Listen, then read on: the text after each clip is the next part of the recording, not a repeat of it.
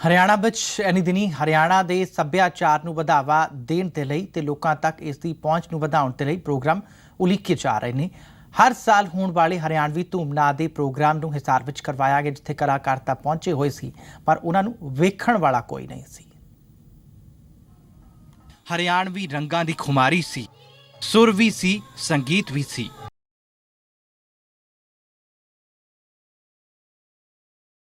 कला भी सी, कलाकार भी सी।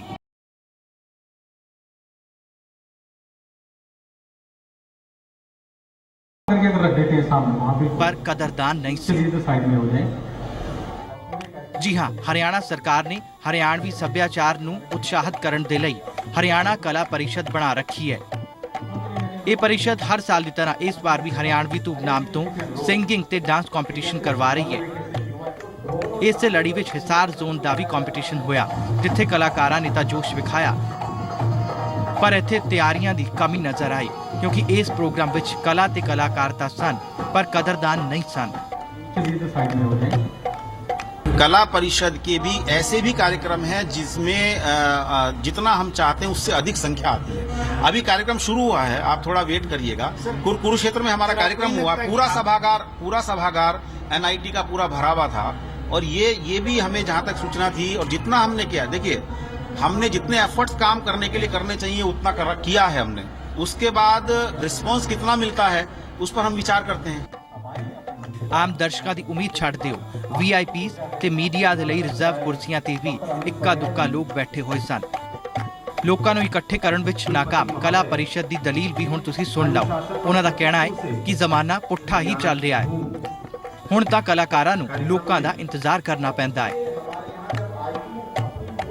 पहले दर्शक कलाकार का इंतजार करता था बैठ के, अब कलाकार को दर्शक का इंतजार करना पड़ता है।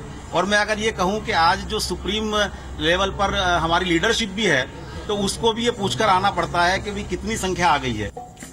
ऑडिटोरीयम दे बाहर परफॉर्मेंस की तैयारी कर रहे कलाकारां नूं उम्मीद सी कि दर्शकों की भीड़ विच उन्हां दी परफॉर्मेंस होवेगी, पर उन्हां नूं की पता सी कि ऑडियंस विच ज़्यादातर कुर्सियां खाली पईयां ने। अच्छा ये बताओ गुड़िया, आप लोगों को पता है अंदर कितने दर्शक हैं? बहुत सारे बहुत सारे हैं। पहले कभी ऑडिटोरियम में गए तो कितनी भीड़ देखने को मिली है? अम्बाड़ा भी, मनाली, दिल्ली, जहाँ पर भी जाते हैं वहीं पर बहुत सारी भीड़ होती है। सरकार वालों ना बजट की कमी सी, ना ही इनाम की रकम घट सी, फिर भी हालात इहो जिहे सन। ये कला परिषद की जिम्मेदारी सी कि इन्हां सभ्याचारक झलकियां नूं वध तो वध लोकां तक पहुंचाया जाता, पर तस्वीरां दस रहीआं ने कि इस काम विच कितनी कमी सी। खुद डायरैक्टर मानते ने कि संस्था विच सालां तो कई कमियां ने, अजिहे विच एक कला नीति की जरूरत है। कि हमारे प्रदेश में कला नीति नहीं बनी है अभी तक, और कला नीति बनाने के लिए समय चाहिए, वो चुटकियों में नहीं बन सकती। मैंने 4 राज्यों की कला नीति मंगाई है अपने प्रदेश को ध्यान में रखते हुए, क्योंकि हमारे यहाँ फोक आर्ट ज्यादा है, क्लासिकल कम है, उसको ध्यान में रखते हुए हम कला नीति को तैयार कर रहे हैं। इन्हां तमाम कमियां के बावजूद कलाकारां विच जोश वेखदे ही बनता सी। उन्हां ने बखूबी अपनी परफॉर्मेंस दी। उन्हां बेटी बचाओ बेटी पढ़ाओ का भी सुनेहा दिता, पर चंगा हुंदा कि यह सुनेहा वध तो वध लोकां तक पहुंचदा। महेंद्र सिंह, जी मीडिया, हिसार। प्रधानमंत्री मोदी के स्वच्छ भारत मिशन का असर हिसार विच वेखण नूं मिल रहा है। कुछ थावां नूं छड्ड के सार्वजनिक थावां ते साफ सफाई के हालात ठीक ठाक नजर आए, हालांकि इसनूं बेहतर किया जा सकता है। उत्थे हिसार जिला प्रशासन पिंडां विच स्वच्छता नूं वधाउण लई कोशिशां कर रहा है। प्रधानमंत्री नरेंद्र मोदी ने साफ सफाई के लिए स्वच्छ भारत मिशन की शुरुआत की। कई जगह ते इस अभियान का असर वेखण नूं मिल रहा है, जबकि ज्यादातर स्थानां ते अजे भी गंदगी का ढेर लग्या होया है। गल हरियाणा के हिसार की करिए तो इत्थे काफ़ी हद तक इसका असर वेखण नूं मिल रहा है। आओ तुहानूं हिसार के रेलवे स्टेशन की तस्वीर विखाउंदे हां। साफ सफाई के मामले में हिसार का रेलवे स्टेशन सूबे के बाकी रेलवे स्टेशन तो काफ़ी हद तक वख है। इत्थे गंदगी तो है पर ना दी। इस वक्त हिसार के रेलवे स्टेशन पर हम लोग मौजूद हैं। यहाँ का नज़ारा आपको दिखाना चाहेंगे। साफ सफाई की हालत आप देख सकते हैं ठीक ठाक ही हालत है। हालांकि गंदगी भी कहीं कहीं आप देख सकते हैं, लेकिन इससे बेहतर व्यवस्था हो सकती है। ये ज़रूरी भी है क्योंकि बड़ी तादाद में बाहर के लोग भी और शहर के लोग भी रेलवे स्टेशन पर आते हैं, यहाँ से सफ़र करते दूसरे शहरों में जाते हैं और दूसरे शहरों के लोग यहाँ पर आते हैं और पहली छवि जो शहर की देखने को मिलती है वो रेलवे स्टेशन से ही देखने को मिलती है। ਹੁਣ ਤੁਹਾਨੂੰ ਹਿਸਾਰ ਦੇ ਬੱਸ ਸਟੈਂਡ ਦੀ ਤਸਵੀਰ ਵਿਖਾਉਂਦੇ ਹਾਂ, ਜਿੱਥੇ ਨਿਰਾਸ਼ਾ ਵਾਲੀਆਂ ਤਸਵੀਰਾਂ ਵੇਖਣ ਨੂੰ ਮਿਲੀਆਂ। ਖਾਣੇ ਦੇ ਰੈਪਰ, ਪਾਣੀ ਦੀਆਂ ਬੋਤਲਾਂ ਤੇ ਜਾਨਵਰ ਤੱਕ ਬੱਸ ਸਟੈਂਡ ਵਿੱਚ ਘੁੰਮਦੇ ਹੋਏ ਨਜ਼ਰ ਆਏ। इस वक्त हिसार के बस स्टैंड पर हम लोग खड़े हैं। यहाँ का नज़ारा जरा देखिए, जहाँ तहाँ गंदगी फैली हुई है, कागज या जो दूसरा कूड़ा करकट है वो जहाँ तहाँ फैला हुआ है। कूड़ा करकट है तो फिर आवारा पशु भी बस स्टैंड के भीतर घुस जाते हैं। ਤੇ ਹੁਣ ਹਾਲ ਵੇਖੋ ਮਹਾਵੀਰ ਸਟੇਡੀਅਮ ਦਾ, ਜਿੱਥੇ ਜ਼ਿਲ੍ਹੇ ਤੇ ਆਲੇ ਦੁਆਲੇ ਦੇ ਖਿਡਾਰੀ ਪ੍ਰੈਕਟਿਸ ਦੇ ਲਈ ਆਉਂਦੇ ਨੇ। ਜ਼ੀ ਮੀਡੀਆ ਦੀ ਟੀਮ ਜਦੋਂ ਇੱਥੇ ਪਹੁੰਚੀ ਤਾਂ ਤਸੱਲੀ ਬਖਸ਼ ਤਸਵੀਰਾਂ ਵੇਖਣ ਨੂੰ ਮਿਲੀਆਂ। अब यहीं हमारे स्टेडियम में देखो, सफाई इतनी अच्छी है तो इसी से हम आप अंदाजा लगा सकते हो, बगैर सफाई कुछ नहीं है। और मोदी जी ने जो ये नारा दे रखे, ये बहुत बढ़िया, एक बहुत ही बढ़िया मैसेज का है ओवरऑल इंडिया में, देहात में, रूरल एरिया में। ਇਹ ਤਸਵੀਰਾਂ 8 ਅਗਸਤ ਦੀਆਂ ਨੇ, ਜਦੋਂ ਪ੍ਰਸ਼ਾਸਨ ਨੇ ਸਾਰੇ ਪਿੰਡਾਂ ਦੇ ਸਰਪੰਚਾਂ, ਆਸ਼ਾ ਵਰਕਰਸ ਤੇ ਅਧਿਕਾਰੀਆਂ ਦੇ ਨਾਲ ਬੈਠਕ ਕੀਤੀ ਸੀ, ਜਿਸ ਵਿੱਚ ਦਿਹਾਤੀ ਖੇਤਰ ਨੂੰ ਸਾਫ਼ ਸੁਥਰਾ ਰੱਖਣ ਦੀ ਗੱਲ ਕੀਤੀ ਗਈ। आप लोगों के गांव में किचन तो निकट होता है और टॉयलेट बाहर होता है, सही बात है? सही बात है, नहीं बात है? और शहर में टॉयलेट घर के कमरे के अंदर होता है और किचन दूर होता है, ये भी सही बात है। तो ये जो शहर के लोग हैं ये कैसे रहते हैं? ये सोच की बात है सिर्फ। हाँ, अगर आप शौचालय का इस्तेमाल करोगे तो बदबू आएगी, उसको साफ करना पड़ेगा। अगर आपका खुद का शौचालय है, आपकी खुद की गंदगी है, साफ करने में किस बात की दिक्कत? ਸਵੱਛ ਭਾਰਤ ਅਭਿਆਨ ਦੇ 2 ਸਾਲ ਪੂਰੇ ਹੋ ਰਹੇ ਨੇ। ਸਾਫ਼ ਸਫਾਈ ਨੂੰ ਲੈ ਕੇ ਪ੍ਰਸ਼ਾਸਨ ਆਪਣੇ ਵੱਲੋਂ ਕਦਮ ਚੁੱਕ ਰਿਹਾ ਹੈ, ਲੋਕਾਂ ਨੂੰ ਜਾਗਰੂਕ ਕੀਤਾ ਜਾ ਰਿਹਾ ਹੈ। ਪਰ ਸਹੀ ਮਾਇਨੇ ਵਿੱਚ ਇਹ ਮੁਹਿੰਮ ਉਸ ਵੇਲੇ ਸਫਲ ਹੋਏਗੀ ਜਦੋਂ ਲੋਕ ਆਪਣੀ ਜ਼ਿੰਮੇਵਾਰੀ ਸਮਝਣਗੇ। ਮਹਿੰਦਰ ਸਿੰਘ, ਜ਼ੀ ਮੀਡੀਆ, ਹਿਸਾਰ। NIT ਹਮੀਰਪੁਰ ਦੇ ਇੰਜੀਨੀਅਰਿੰਗ ਸਟੂਡੈਂਟਸ ਆਪਣੀ ਕਰੜੀ ਮਿਹਨਤ ਦੇ ਨਾਲ ਇੱਕ ਬਾਈਕ ਤਿਆਰ ਕਰ ਰਹੇ ਨੇ। ਬਾਈਕ ਦੀ ਖਾਸੀਅਤ ਇਹ ਹੈ ਕਿ ਇਹ ਬਾਈਕ ਉਸੇ ਵੇਲੇ ਸਟਾਰਟ ਹੁੰਦੀ ਹੈ ਜਦੋਂ ਸਿਰ ਤੇ ਹੈਲਮਟ ਹੁੰਦਾ ਹੈ। 4 ਪਹੀਆਂ ਵਾਲੀ ਇਸ ਬਾਈਕ ਨੂੰ ਹਿਮਾਚਲ ਦੇ ਹਮੀਰਪੁਰ ਸਥਿਤ ਇੰਜੀਨੀਅਰਿੰਗ ਦੇ ਵਿਦਿਆਰਥੀਆਂ ਨੇ ਤਿਆਰ ਕੀਤਾ ਹੈ, ਜਿਸ ਉੱਤੇ ਹੁਣ ਤੱਕ 3.5 ਲੱਖ ਰੁਪਏ ਦਾ ਖਰਚ ਹੋ ਚੁੱਕਾ ਹੈ। ਇਸ ਦੇ ਬਾਵਜੂਦ ਵਿਦਿਆਰਥੀਆਂ ਨੂੰ ਪੈਸਿਆਂ ਦੀ ਜ਼ਰੂਰਤ ਹੈ, ਇਸ ਲਈ ਇੰਜੀਨੀਅਰਿੰਗ ਦੇ ਵਿਦਿਆਰਥੀਆਂ ਨੇ ਰੋਡ ਸ਼ੋਅ ਦਾ ਪ੍ਰਬੰਧ ਕਰਕੇ ਸਪਾਂਸਰਜ਼ ਨੂੰ ਆਪਣੇ ਵੱਲ ਖਿੱਚਣ ਦੀ ਕੋਸ਼ਿਸ਼ ਕੀਤੀ। इस बाइक की खासियत ये है कि बिना हेलमेट तुसी इसनु चला नहीं सकते।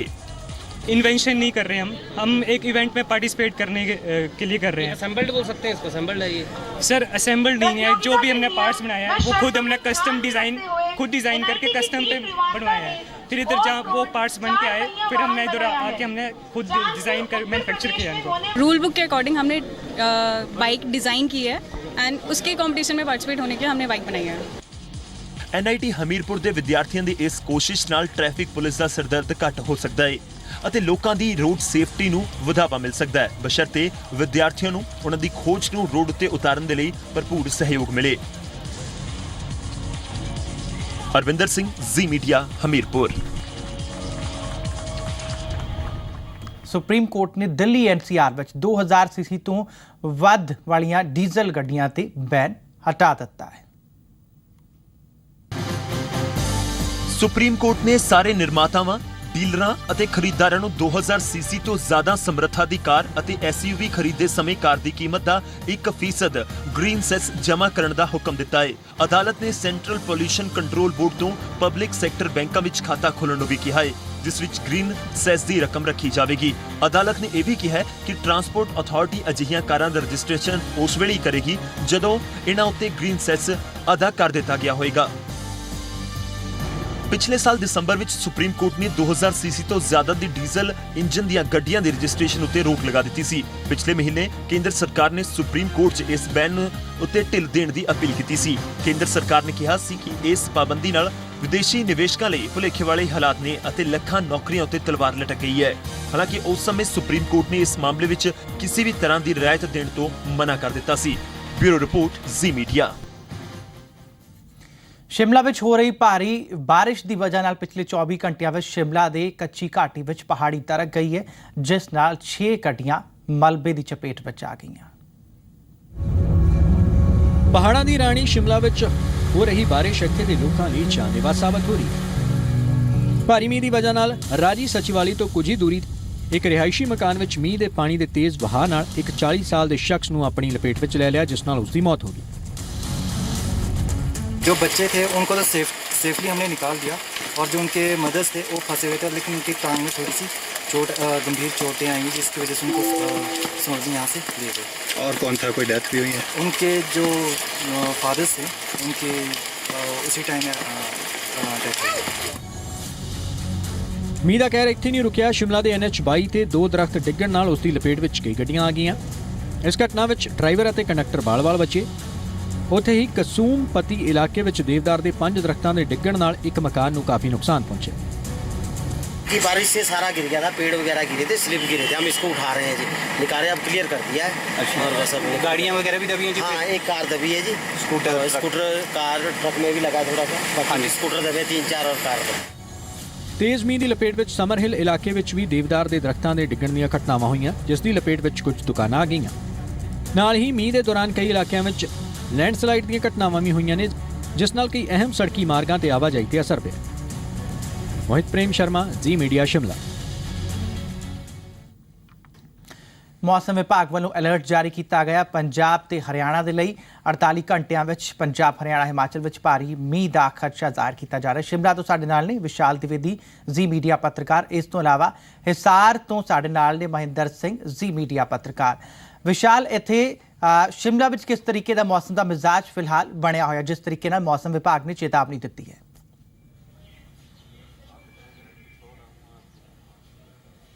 जी बिल्कुल श्रमित, मौसम विभाग की जरूर चेतावनी है कि आने वाले जो 48 घंटे हैं उसमें बारिश रहेगी, पर जैसे कि जो दृश्य हैं वो अभी ये दिखा रहे हैं कि शिमला में जो अगर राजधानी की बात की जाए तो शिमला में अभी मौसम साफ है और कहीं हल्के हल्के बादल दिख रहे हैं, पर अभी ऐसी कोई आशंका जो बादलों की जो फॉर्मेशन है उससे कहीं ऐसे दिखता नहीं है कि अभी बहुत जल्द ही कुछ बारिश होने वाली है। पर जैसे मौसम विभाग की जो अभी चेतावनी दी गई है कि 48 घंटों में हरियाणा, हिमाचल और पंजाब में भारी बारिश की जो चेतावनी दी गई है वो जरूर एक ख्याल में रहेगी। पर अभी जो धरातल पर स्थिति है वो ये है कि अभी सूर्यदेव निकले हुए हैं और मौसम शिमला राजधानी में साफ है। जी श्रमित। चलिए, यहाँ पर शिमला ਜਿਹੜੇ ਦਰਸ਼ਕ ਨੇ ਉਹਨਾਂ ਲਈ ਇਹ ਜਾਣਕਾਰੀ ਕਿ शिमला ਵਿੱਚ ਫਿਲਹਾਲ ਮੌਸਮ ਠੀਕ ਬਣਿਆ ਹੋਇਆ ਹੈ। ਮੌਸਮ ਵਿਭਾਗ ਨੇ ਚੇਤਾਵਨੀ ਵੀ ਜਾਰੀ ਕੀਤੀ ਹੈ। ਮਹਿੰਦਰ ਸਿੰਘ ਤੋਂ ਜਾਣ ਲੈਂਦੇ ਹਾਂ ਹਰਿਆਣੇ ਵਿੱਚ ਯਾਨੀ ਕਿ ਹਿਸਾਰ ਵਿੱਚ ਕਿਸ ਤਰੀਕੇ ਦਾ ਮੌਸਮ ਬਣਿਆ ਹੋਇਆ ਹੈ। ਮਹਿੰਦਰ, ਇੱਥੇ ਮੌਸਮ ਵਿਭਾਗ ਵੱਲੋਂ ਚੇਤਾਵਨੀ ਜਾਰੀ ਕੀਤੀ ਗਈ ਹੈ ਭਾਰੀ ਮੀਂਹ ਦੀ,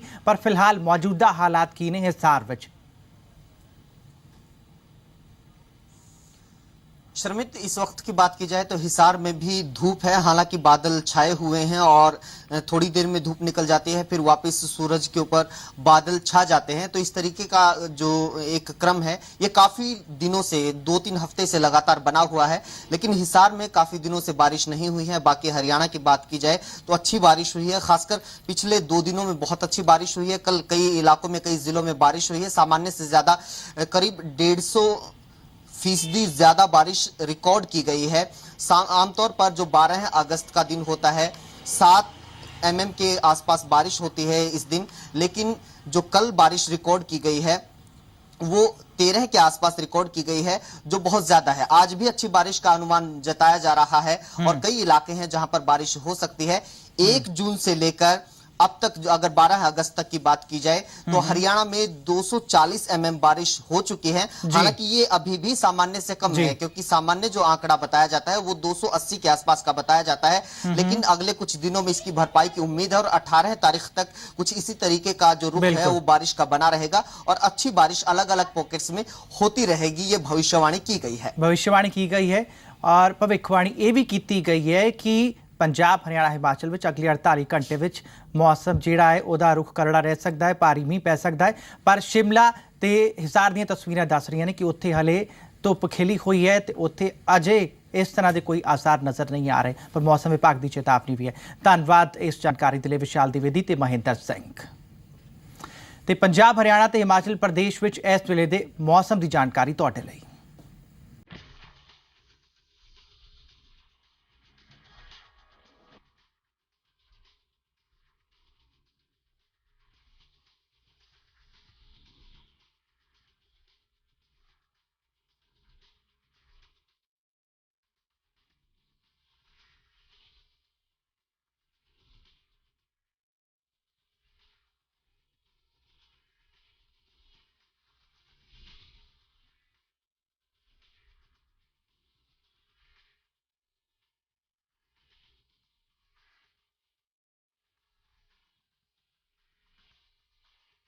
थैंक यू।